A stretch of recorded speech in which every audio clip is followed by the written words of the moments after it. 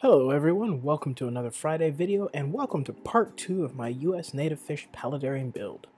We ended part 1 with the hardscape for both land and water finished. Now let's jump back in and get the tank finished up.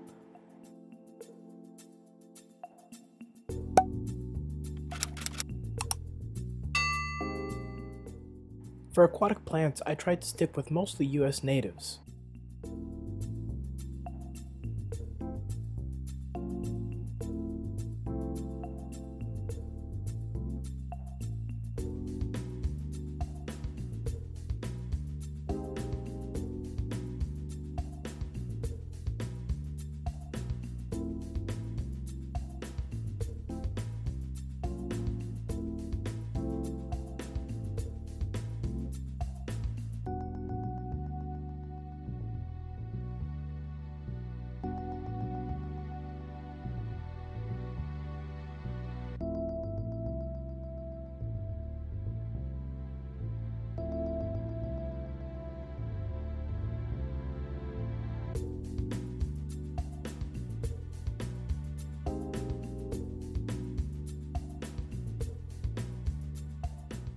For land section plants, however, I was a little more lax and went with plants that mimicked a US native environment. Mainly this is because most native plants I could find would eventually be too large for this setup, and I plan to have it around for a while.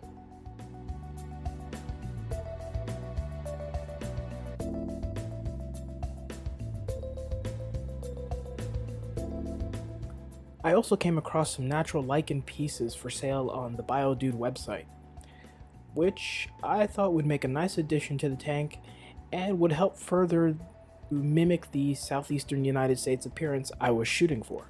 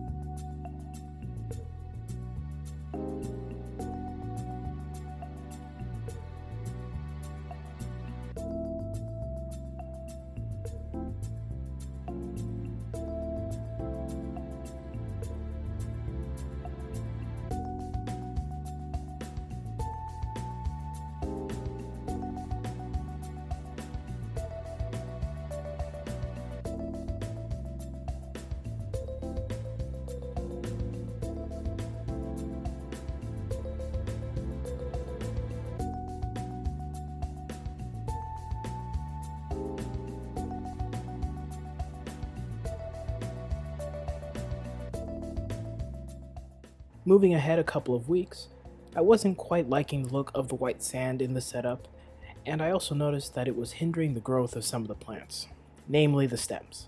So I decided to replace it with Brightwell Aquatics Real Escudo plant substrate as the cap over the earthworm casting base.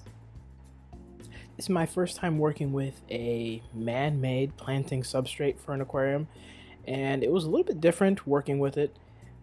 But so far I am happy with the results. During the substrate change process, I was also able to add a few more plants above and below the water, and move some of the above water plants too. Once the tank had settled out, it was time to start adding fish into the system.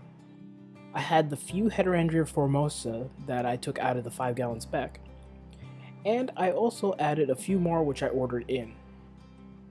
With the new batch I had ordered, I actually got a little surprise. There was a dwarf killifish species that had snuck in with them. Right now it's still too small for me to tell exactly what species it is, but it's so far making a nice addition, and as it grows, I'll hopefully get a better idea. And finally, after giving the Heterandria formosa a couple of weeks to settle in and get familiar with their new environment, it was time to add in the 2 larger swamp darters. Now I do expect that they will eat some of the Heterandria fry, but with plenty of cover and the shallow nursery type areas I built into this setup, I think I should still see a healthy population persisting in the tank. I'm all around happy with how this tank setup has come out.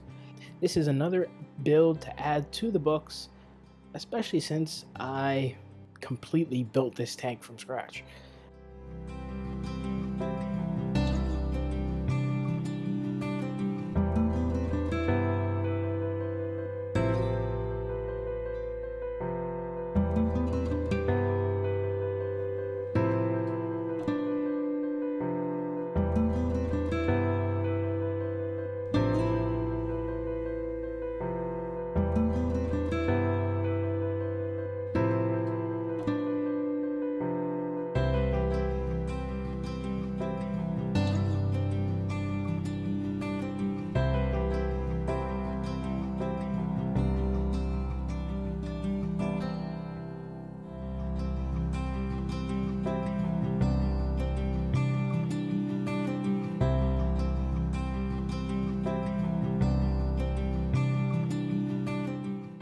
As always, thank you for watching. Remember to hit that like button, subscribe, and comment down below what you think of the tank.